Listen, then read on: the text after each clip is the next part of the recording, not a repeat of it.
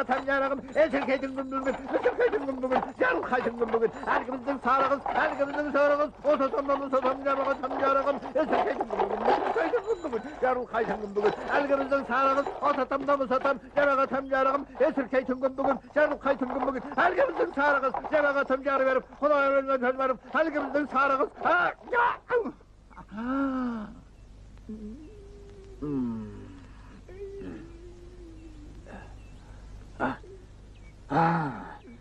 Сейчас, дорогой, сейчас. Сейчас принесу.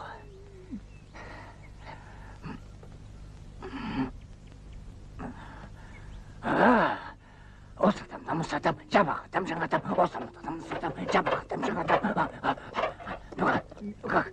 Ну как вставай? Пей, переутомился. Чувствуешь, это священная вода из Мекки. Ну как теперь лучше тебе? Ну как? Вставай. Ну-ка, теперь перейдем на камушек. Вот так. Садись. Вот здесь. Вот так.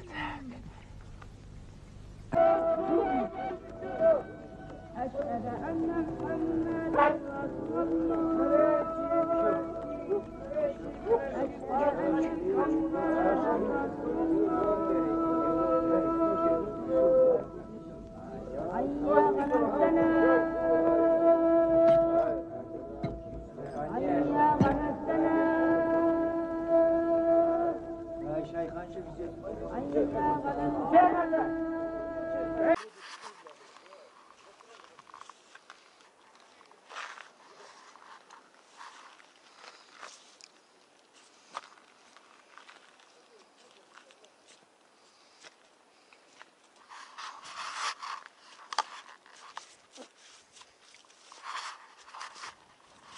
Күшті, әйбәт, әсерлі.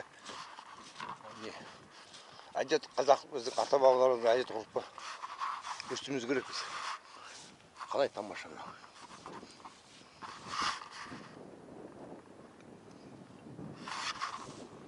Серік мұсыр жинап жүр, молодец.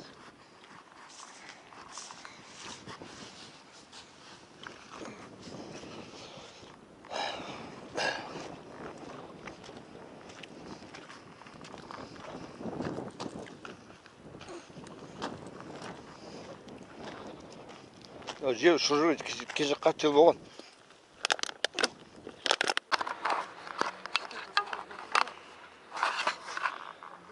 Шәкен Айманов ағамыздың жаңағы мерекесіне келіп тұрмыз. 110 жылдық тойына да. Үш жерде болады. Баянауыл қаласында.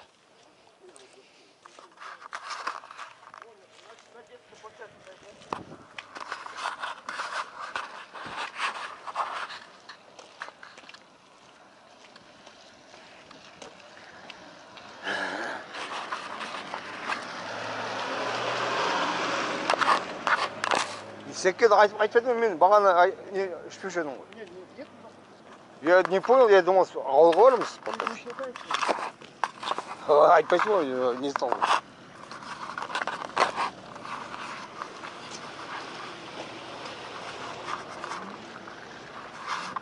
Баянауыл.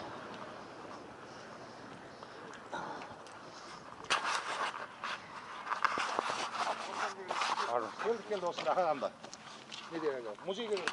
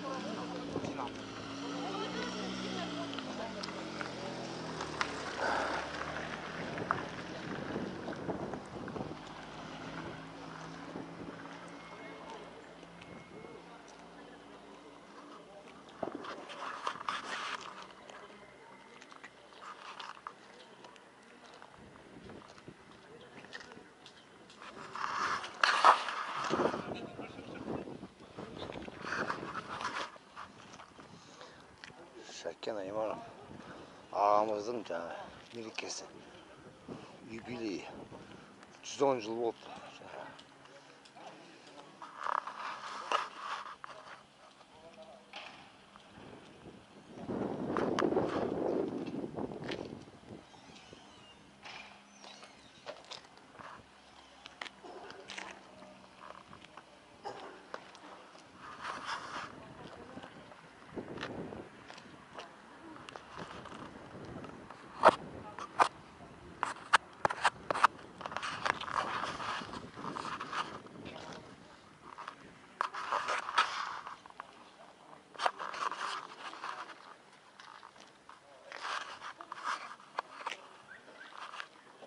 Мектеп-интернат. Это школа-интернат имени Шакена Айманова. Сегодня юбилей первого кинорежиссера государства Республики Казахстан Кастырда. Он народный артист, да, он сам играл как актер, да, и снимал этот фильм. Ну, короче, великий человек, да. Вот его, и вот в Баянауле, его школа-интернат. Вот его памятник.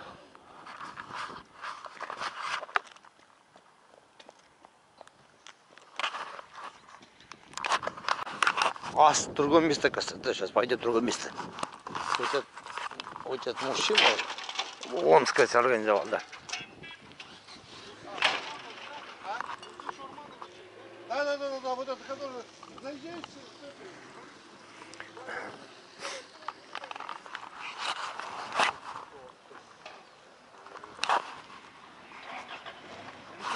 Асқабыров.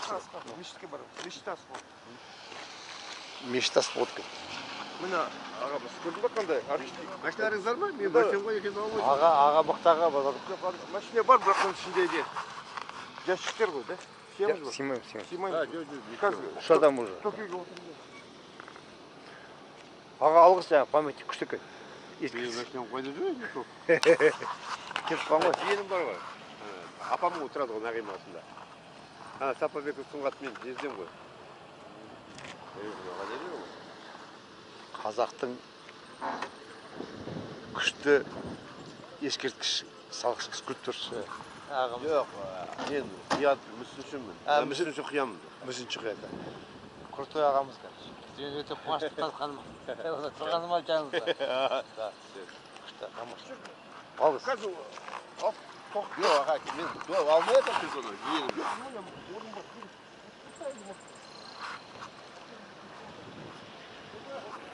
Школа-интернат имени Шакена Айманова. Там памятник, бюст поставили. Сейчас пойдем в мечеть на Аста. Короче, юбилей Шакена Айманова 110 лет ему.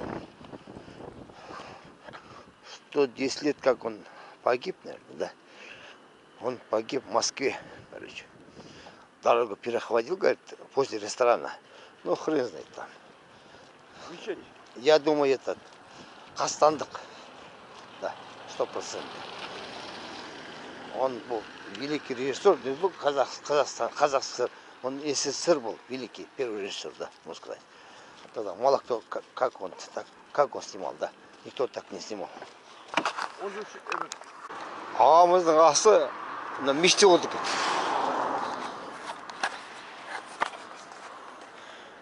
Ну, памятный как обед нашему, как и великому, ну как сказать,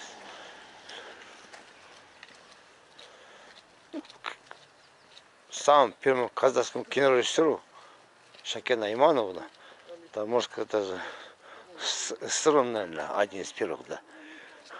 Короче, мы не отстали. Короче, его ас будет, памятный обед будет в этом мечети. Ну, столовой там, наверное, есть. В этом мечети будет, да.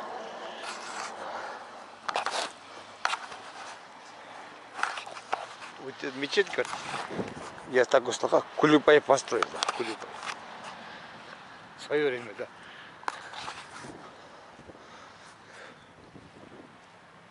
Вот Абай Хунанбаев похож.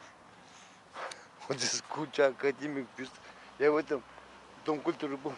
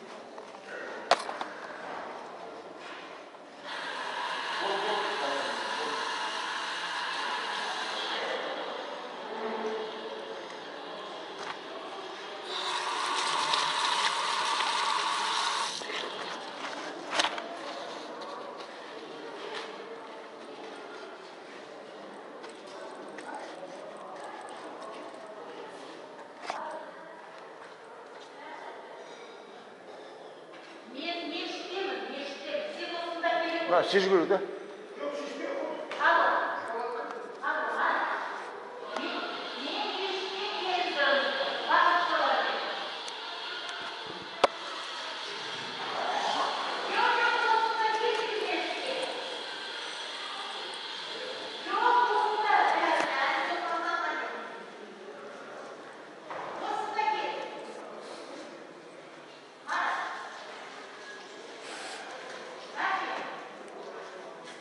Секи.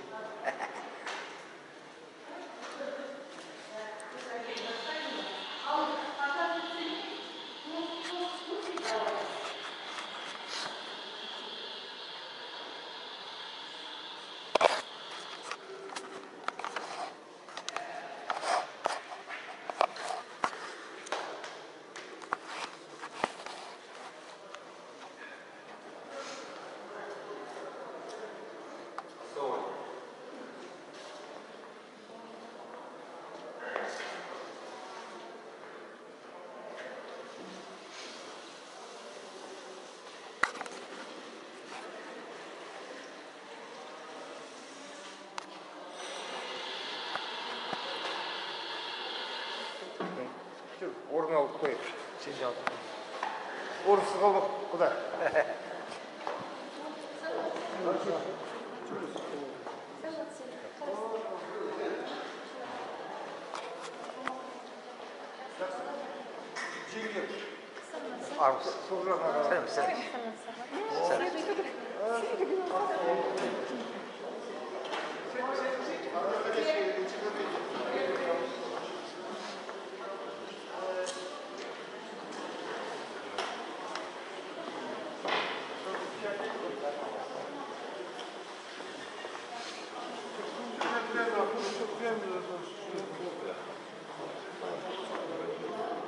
Потом домой будешь.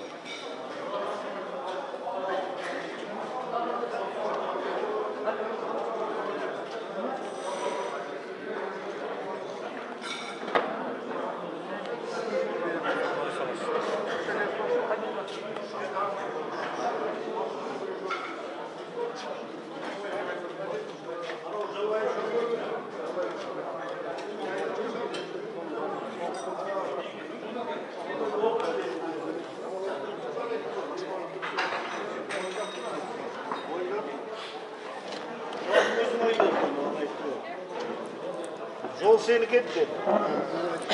Жол сенікі еді, бірақ маған берді. Екінші орында Алматы облысы. Жетісу. Үшінші орында Абай ауданы. Aslı. Мына шау. Еске алуға 80 110 jıl. Жол сенікі еді. Маған берді. Serken Aymanov ağamыздың 110 жылдығын еске алуда. Қайтыс болғаны 100 жыл. Бірінші ретте сол 5 болды. Республикада бірінші ретте. Жүрді бірінші алғанда 500 болды ма? Бірінші алғанда алдыңғы 500 болды ма? Ол Атыраудағы ғой. Қымыз. 500 мың болады, республика бойынша. Астанада республика бойынша екінші. Жоқ, мен дүнден айтам, басында 500 мың, онда да 500. Онда да 500.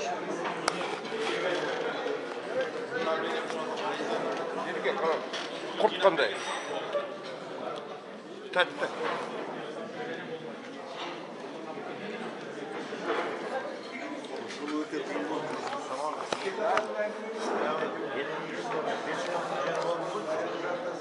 Тақырымен болды ма? Ой, тақырып болды.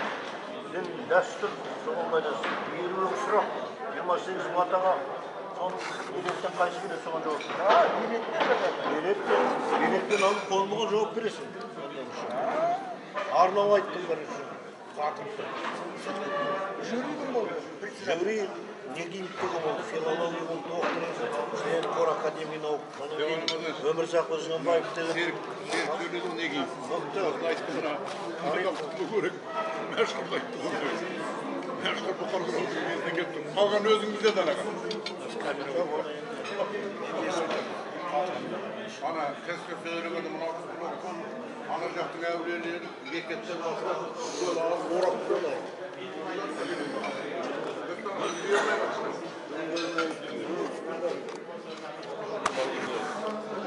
Дайындалған сол. Ағасы ол неден сайыс? Неден сайыс? Не сайыс ол? Бүкіл әулиелер, Бата берді.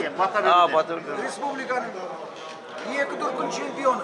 Ой, тамажағы, молодец. Атырауда осы жолы Астанадан бірінші орын алды.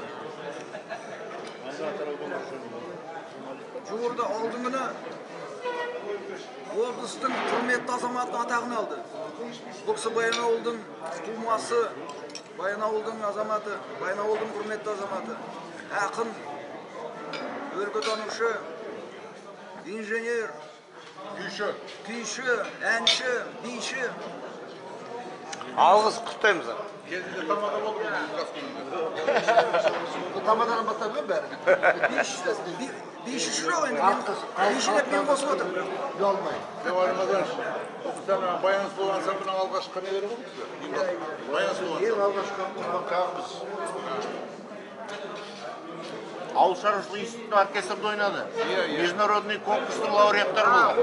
Студент болып жүрген кезде, әлгі Шетелге барып қойды. Kuba'da oldu. Бұл қай білмеймін ғой. Президент фестивальde oldu. жоқ. Әлгі жоқ, студенттің кезінде. Польшада қойды. Бәке, Енді қастықы бітірген мен, Алматыда қастықы бітірген мен. Қастықы бітірген, сықи. қай жылы бітірдіңіз? 84. Мен 78'de bitirdim. Қай факультет бітірдіңіз? Директор. Мен агрофакультет. Да кісіді сықи деді ғой. Бұл мехмат.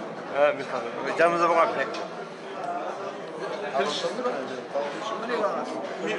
Мен құдам. Қысқа жердіңіз? Қысқа жердіңіз? Қарағанды. Қарағанды. Kameraga sürüp oturup aytам. Шәкен Әменовты қандай қатыстар? Блогер. Менің атам ғой. Шәкен Әменов сізді. Қалай? Абдуллах Бедешевин атам. Сол несі ғой. Есталай. Немерелері. ұлы тұлға сахнаның сардары өнердің жұлдызы Шәкен ағамызға жүз 10 жылдығына орай бюст ашылды. Қазақстан әр жақтан сонау Алматы, Астана, Қарағанды өңірінен Павлодардан Ақтөбеден ағаларымыз келіп жатыр. Осы Сәкен ағамыздың өміріне бас иіп, сондай ұлы тұлғаны ұлықтап жатқан еліміз аман жұртымыз тыныш болсын. Солай болса, ең бірінші аруақтарға дұға бассақ, өлі риза болмай, тірі байымай дейді. Жолдас ағамызға сөзімізді береміз. Құрметті жамағат, енді келген қадамдарыңыз сауаптан болсын, бүгінгі шара қабыл болсын. Енді әрине қазақ атам әрқашан кезде аруақты сыйлаған, құрметтеген, оларды сыйлап жүруіміз керек, ұмытпауымыз керек. Олардың еңбектері, олардың істеген жұмыстары, қалдырған іздері емес жолдары біз үшін өнеге, қадір, тәрбие. Сондықтан да біз оларды үлгі аламыз, тәрбие аламыз. Енді Шәкен ағамызды былай айтқанда республикамыз кеңес одағы біледі, одан да тыс жерлерді, шет елдер біледі. Өйткені ол ең бірінші осы қазақ даласын, қазақ ұлтын және жалпы былай айтқанда елімізді беделін көтерткізген, атағын шығарған ағаларымыздың біреуі. Сондықтан да ол қандай рудан болса да ең маңыздысы Қазақстан үшін, қазақ елі үшін еңбек етті, күш-жігерін жұмсады. Былай айтқанда, сондықтан да жуырда видео шықты, біздің бір уақытшы бауырымыз айтып, осы Шәкен Аймановтың екі арманы болды дейді. Ең бірінші осы киноларында қазақ даласын көрсету, әдемілігін паш ету, қандай бейнеде болмасын, Баянауыл бола ма, Алматы бола ма, қай жер болмасын көрсін, әлем көрсін. Мынандай ел бар екен, мынандай жер бар екен деп. Сосын екіншісі бұл сол киносында азанды айтқызу, екеуі де орындаған, бірақ орындаған кезде өте ақылмен, парасатпен, даналықпен неғылған ұстанған. Бұл нені көрсетеді? Әрине ағамыз, атамыз дінді да ұстанған, дәстүрге де қарсы шықпаған, әрқашан кезде дәстүрлі болған ислам дінімен үгіттеп, насихаттап, Аллаға қарсы шықпай, сонымен қатар ұлтының еліне былай айтқанда еңбекқоры болды, аманатты орындады. Сондықтан да бүгінгі беріп жатқан ас бәрі қабыл болсын, жақсылық болсын, еліміз аман, жұртымыз тыныш болсын. Енді шақырған соң біздер де келіп қатысып кетейік дедік иншалла. Сондықтан да қазір енді аруақтардың тізімі бар бұл жерде. Соларға арнап Құран хатын бағыштаймыз. Әмин деп атамызға. Қазаққа бата беруден алға жасалмай, бата-бата сөз болмас деген республикалық сайысқа екі рет қатысып, екеуінде де екі дүркін жеңімпаз атанған жерде Алтыбай Сәкенұлы ағамыз келіп отыр. Павлодар Баянауыл облысының кеше ғана құрметті азаматы деген атақ алды. Осы Баянауыл ауданының құрметті азаматы Қазақстан Республикасының қайраткері Сыздықов Алтыбай Сәкенұлына сөз береміз.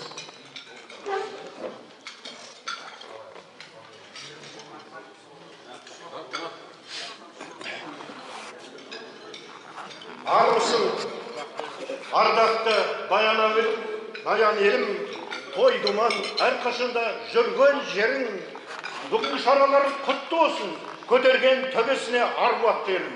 Қойды. Я Баянауыл елі, Бұхар жыраудай мәшһүр істей әулиенің елі. Бұхар елі қаныш пен шаттықтай ғалымдардың елі. Бұхар елі жаяу Мұса мен Жаңалық Бердей ақын композитордың елі. Баян елі даңқты тұлғалардың елі, Сұлтан Махмұттың елі. Баянауыл Шәкен мен Жұматтың туған елі. Осылардың ішінде Жарғы Жұлдыз секілді өзінің еңбегімен, үздіксіз ізденісімен Жарғы Жұлдыз ретінде тек қана бір Баянауылдың емес, бүкіл есті қазақтың даңқты көтерген даңқты тұлғаларымыздың бірі Шәкен Айманұлы, Кенжетайұлы. Шәкеннің орны қазақтың мәдениет саласында ойы болатын орны тағы басқа. Ол қазақтың мәдениетін тек қана бір саласын емес, бүкіл саласын қамтыған мәдениетін, әдебиетін, кино өнерін оның ішінде, қазақтың дәстүрлі әнін, жыраулық өнерін, барлық өнерін қамтыған актер ретінде даңқты тұлғалардың бірі. Оның өмір жолы Баянауылдың сүйікті табиғатын, Баянауылдың ерін, даңқты жерін, қасиетті көлін, асқар тауын ол кино әлемінде бүкіл әлемге танытады. Баянауыл тек қана бір қазақ емес, исі қазақтың бүкіл өңірдің даңқты жерлерін қазаққа әлемге таныта білді. Шәкеннің алатын орны қазақтың өнерінде, мәдениетінде, қазақ өмірінде жалпы қайталанбайтын тұлға.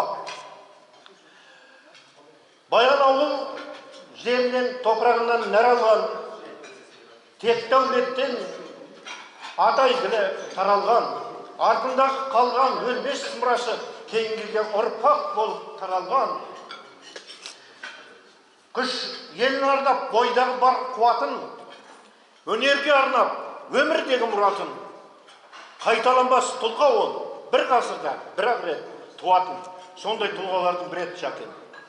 Шәкеннің оның ел өмірінде болмасы дағы, елден ерте кетіп қалса дағы, бірақ қашан көзі жұмғанша Баянауыл оның бір бүйрегінде болып, Баянауылдың қасиетті жерін, елін ол ешқашан ұмытқан ол. Ол оны бүкіл әлемге таныта білді. Шәкеннің өмір жолдарындағы оның қызметін талай бүгінгі таңдағы кезінде тарихымыздың тұлғалары болған талай тұлғалар оны әшкере айтып өтті. Сондықтан Шәкен қайталанбайтын ұлы тұлғалардың бірі. Шәкен туралы талай очерктер, талай кинолар, фильмдер, талай сөздер айтылды. Бірақ та солардың ішінде Баянауыл топырағында жаралған шаралар Баянауыл оны өмір бақи ұмытпайды. Осындай ұлы тұлғаны, осындай аруақ ретінде, сонау етегіне ел сыйған едігенің ұрпағы ретінде, даңқты тұлғалардың жалғасы ретінде, бүгінде оны ұрпақты еске алып, аруақты биікке көтеріп, даңқты тұлғаларды кейінгі ұрпақтары, інілері оны ұмытқан емес. Сондай бір игілікті істерді атқарған Тоғжан Шоматұлы, Мейрам Нұғманов, Төлегенұлы. Міне осындай елдің қамын ойлайтын, ұрпақтың қамын ойлайтын, ұлы тұлғаларын, бабаларын ұмытпайтын азаматтардың бүгінгі еңбегі, соны бүгінгі тарих ретінде бүкіл өңірге паш етіп отыр. Аспаннан нұр жауып, жаңбыр жауып тұр еді, сонда бағана таңертең Мейрам айтты: "Я Құдай, жаратушы ием, жар бола ғор, аспаннан нұрын жауып тұрсың, енді бір мезетке шапағатын да бере ғор" деп еді. Айтқандай күнде жарқырап ашылды, жел де басылды, бүкіл жұрттың көңілі мінекей жадырап, бүгіндей қуанышты сәтке бөленіп отыр. Әрине көп айтуға болады. Баянауылда өңірінде тұлған талай тұлғалар бар. Оның бәрін дізіп айта беру бүгінге әрине оған уақыт жетпейді.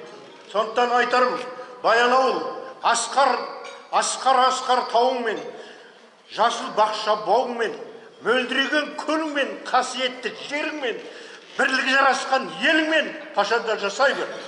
Баянауылым, биік болсын намысың, толағайдай арта берсін табысың, ұл қыздар қалаш қайны боп, жерме құт, елме бақтарсың. Рахмет.